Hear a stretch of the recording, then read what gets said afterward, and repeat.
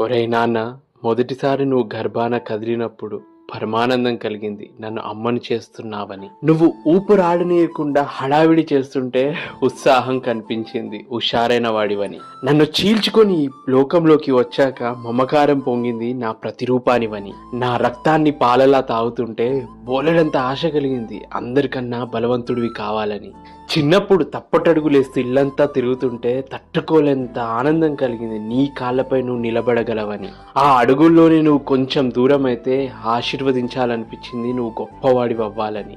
జీవన ఒత్తిల్లో నువ్వు నన్ను మర్చిపోతే కొండంత ధైర్యం కలిగింది, నువ్వు నేను లేకపోయినా బ్రతకగలవని.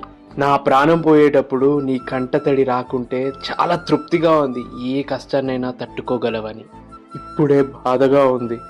అందరూ నేను చనిపోయానని ఏడుస్తుంటే నన్ను కాల్చేటప్పుడు నీ చెయ్యి ఎక్కడ కాలుతుందేమోనని. అది తల్లి ప్రేమ.